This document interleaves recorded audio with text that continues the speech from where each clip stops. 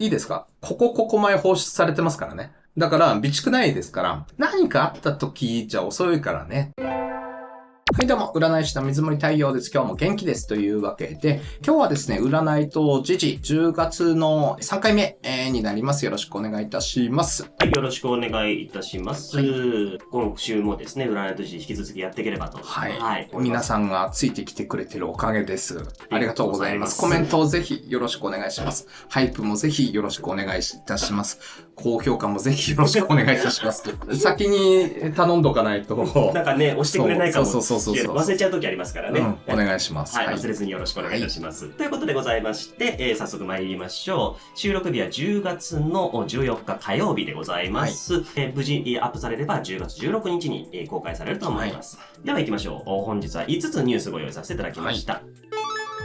1つ目。大阪万博、最終日を迎え、無事終了いたしました。13日、昨日でございますね。収録日の前日でございます。無事閉幕日を、迎えました。閉幕のイベントではね、嵐の櫻井翔さんがサプライズ登場するなど、大変ね、盛り上がって、おりまして、閉幕イベントが終わった後もなかなかちょっと皆さん、ちょっと名残惜しい感じで残ってたということでございます。一応ね、2027年にですね、国際園芸博というのがございまして、これ横浜で、やるということで、ホストシティをそこに引き継いだよという形で、最初はお騒がせだけれども、最終的には無事に落ち着くという、4月ぐらいにやったような、ね、予測通りの。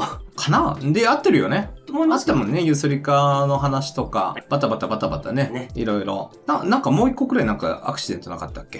なんかありましたけどね。帰れなかったとかじゃなかったっけ？そうだ、電車が止まっちゃって。そう。あとはなんかブーやっぱり最初から多くてね。最後はもう行ってないやつが損だみたいな感じになって、良かったんじゃないの？なんかね、どっかのサイトでは、経済学者さんのなんか解析では、大成功とまでは言わないけど、プチ成功ぐらいはしたんじゃないですかみたいな。そうだよね。感じだったので。いいんじゃない？税金使ってぐるぐる回ったっていう感じで。はい、ということでございました。さあ、続いて2つ目でございます。柴田さんでございます。格闘家プロレスラーとしてもご活躍されていて、インフルエンサーとしてのね、そうですね。イニシエ時代からの YouTuber って感じで。いや、本当にね、でございます。そんな柴田さん、不倫騒動でございます。はい。某暴露系 SNS アカウントによって、不倫疑惑が浮上ということで、お相手とされる女性は8日にインスタグラムで、どの件との言及はなかったんですけども、深く反省してますというふうに謝罪していました。で、そんな中9日、お騒がせしてる件についてという動画を柴田さん公開しまして、楽しんでいただけますでしょうかと。皆さんあれですか？謝罪が見たいんですか？僕のと煽り倒して。お前らになんか謝んないよと。ただ、嫁ちゃんごめん。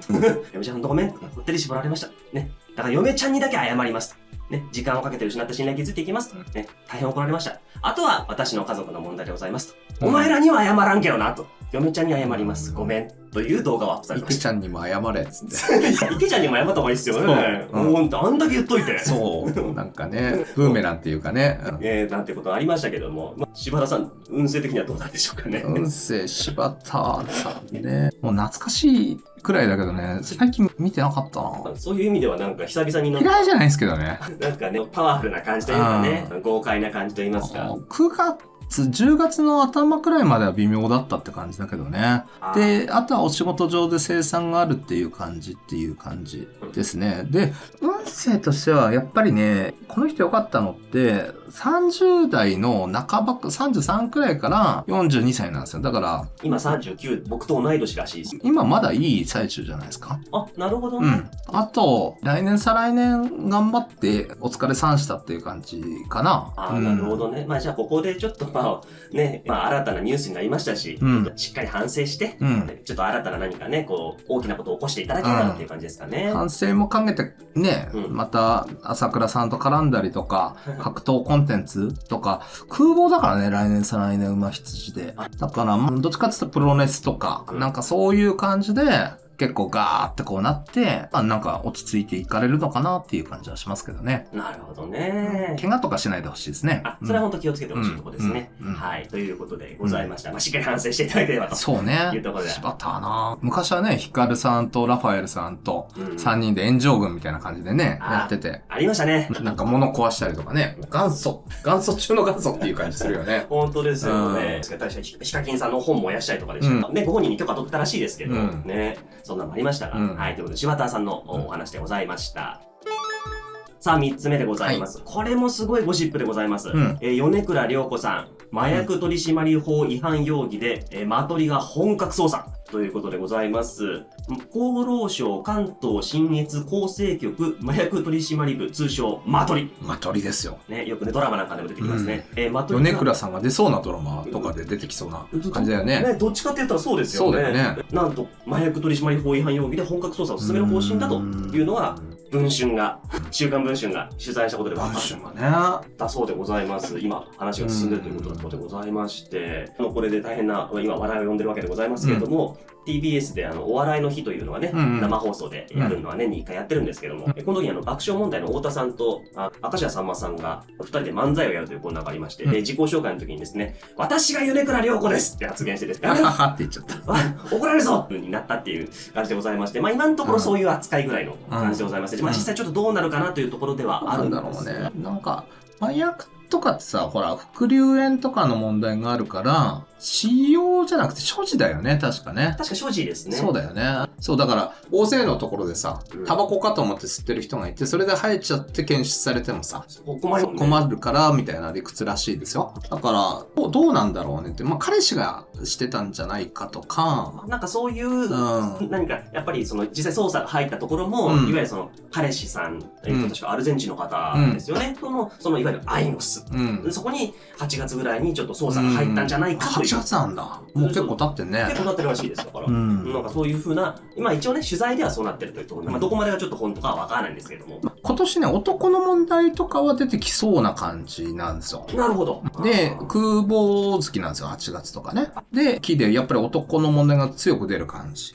来年とかそんなに悪くないからなんか挽回できるのかな ?47 から51くらいは微妙なんですよ。今まさにその最中でしょ？そうですね。その中で、特にこの4、5年っていうのは男とか、色事とか注意っていう感じだったんですよね。まあじゃあその一環と言ってもいいんですよね。だから難しいんだよ。最近ほら、こういうの多いじゃん。確かに。薬関係で、みんな異性スキャンダルみたいに出るから、そうか。あれってちょっとエロっぽいこと目的だったりするでしょ、そんなこと言ったら失礼になる。大丈夫？まあ。不謹慎？まあどうしてもこれタブーなのかなどこまでがタブーなのか俺分かんなくて。まあ、イチャイチャするのはまあ、それは楽しいでしょうよというそうだよね。とこじゃないですか。まあね、人間だからね。人間も哺乳類だからね。なんて言ったらいいんだろう。分かんないけど。動物的本能ってやつですかね。ね。だから、難しいけど、土の問うか。なるほどな。まあそういう時期です。で、なんとかなるかもしれないけどね、くらいの感じですね。まあ、イメージはちょっと落ちるよね。だけど、その後もね、52歳くらいから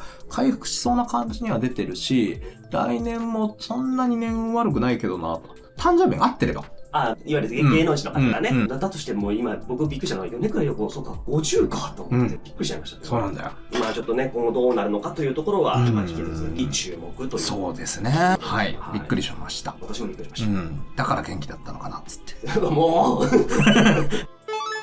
さあ、4つ目のニュースでございます。これは、まあ、ちょっとホッとするニュースでございます。国際ニュースでございます。トランプ氏をはじめとするエジプトなどの仲介国がガザ停戦に関する文書に署名をいたしました。パレスチナ自治区ガザの停戦を仲介したアメリカ、それからカタール、エジプト、トルコの首脳が13日、昨日ですね、停戦合意に関する文書に署名をしました。トランプ大統領はですね、この会議に先立ちまして、エジプトのシシ大統領と会談をしまして、このガザ停戦をめぐっては、シシ大統領が非常に重要な役割を果たしたと述べ、謝意を示したということでございます。ガザ地区の復興がこれから始まるということで、復興には非武装化が必要になるという認識をトランプ大統領は示しているということでございまして、まあ長く続いておりました、このガザ地区、イスラエル、パレスチナの問題もですね、ようやく、まあちょっと終わりが見えてくるのかなというようなニュースでございましたが、このシーシ大統領はね、非常にちょっと重要な役割を果たしたというところなんですけども、この方のまあちょっと運勢とかもしよかったら聞かせてください。まあ今年あたりから大運が、まあ火の影響が入ってきて、名誉が得られる流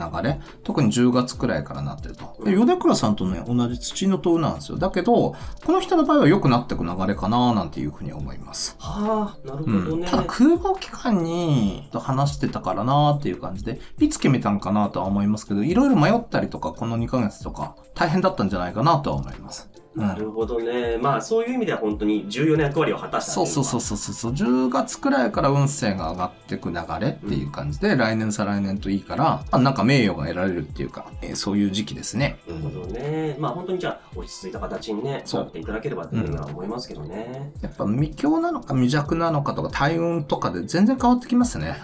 星の配分で似てるんだけど、ちょっと、けど目立つ時期は目立つ時期ですよ。なるほど。そこはちょっとまあ、ある意味一緒なのか。まあその目立ち方がちょっと全然違う形に出ちゃいましたね。そういうの言ったらね。もともと俺9月の下旬くらいからだんだんね、世界落ち着いていくんじゃないかって言ってたよね。そう。だから、こういう感じかなとは思うけどね。本当に、まあこの件だけじゃなくて、まあね、まだまだいろいろありますけども、ね、比較的ちょっとこういう形でまとまって。落ち着いてきゃいいよね、本当にね。思いますね、本当に。まだまだ多くの方が亡くなってたりとかね、しますからね。ひどいよ。戦争良くない。本当に良くないです。ね、落ちてほしいところでございます。はい。ということでございました。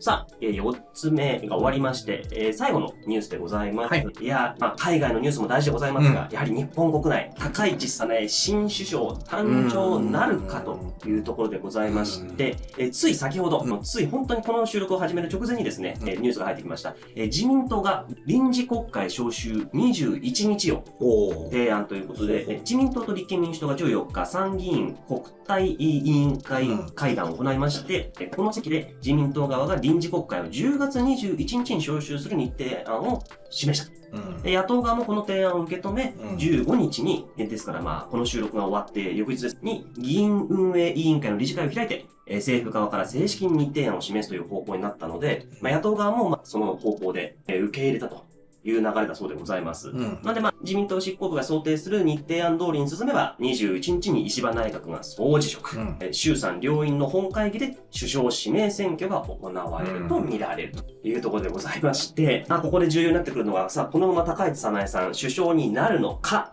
というところなんですけども、この映画ですね、まあ、先日ね、ニュースでもございましたが、公明党がですね、まあ、連立を離脱。ね。びっくりしましたね。びっくりしたね。びっくりはしなかったけど。まあ、あるな。本当にそうなんだ、みたいな感じだよね。そうですね。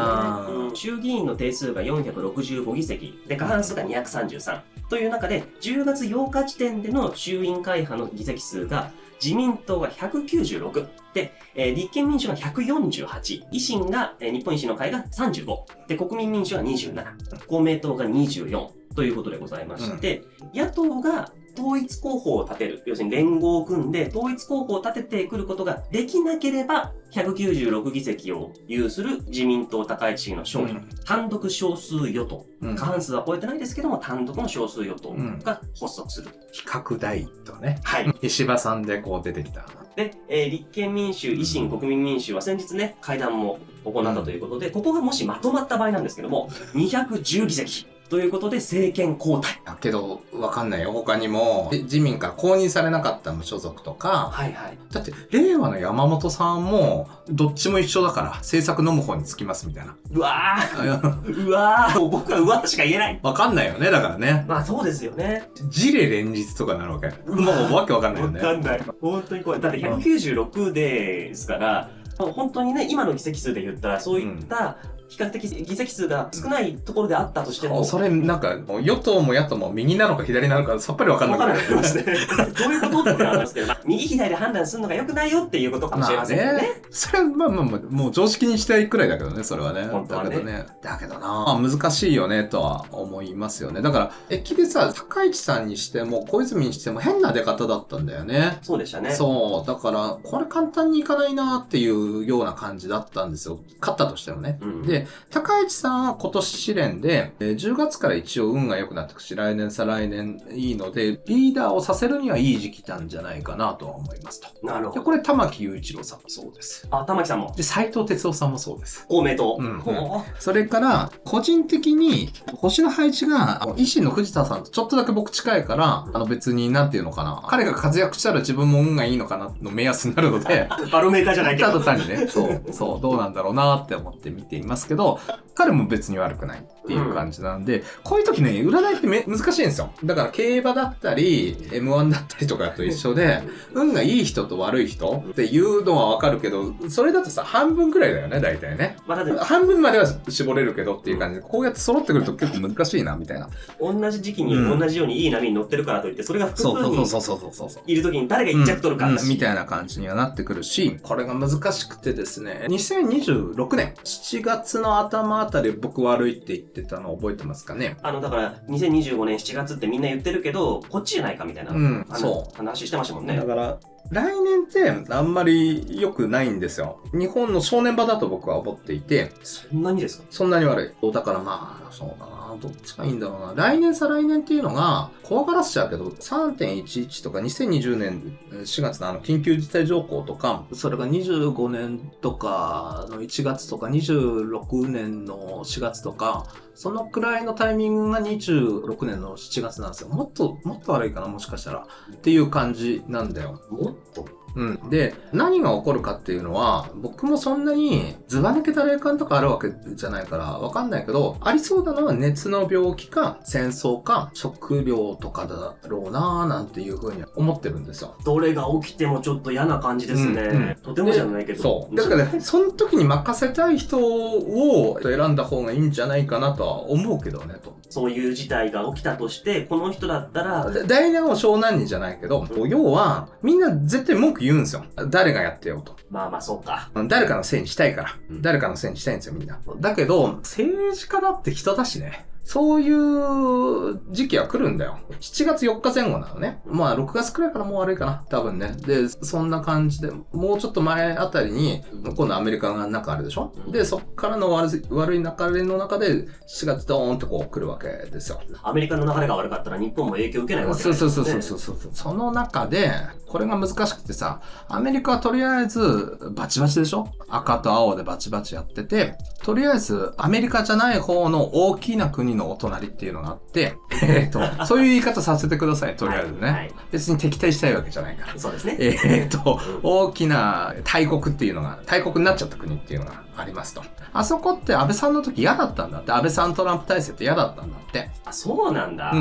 まあ嫌がりそうではありますね。嫌だったんで、今回似てるでしょ。確かにちょっとだから、打てる手としては、離脱してもらうみたいなことっていうのは、まあ、ありなわけですよ。僕、主語言ってないよね。言ってない大丈夫だよね。言ってないです。僕は今、こうしか言ってないです。だからまあ、仲良くはあるのかなっていう気もするよ。水面下ではね。なるほどね。っていうことは、そうなんだろうと。けど、戦争回避みたいな目的もあるからね、もちろん。そういうところと、うまくやっていくことでってことですかね。対立回避とか、メンツの国ですから。なるほどね。だから、ある意味、そっちを勝たすなんて我々のメンツを潰されたって思ってるかもしれないよね。そういうふうに考えてもおかしくないですね。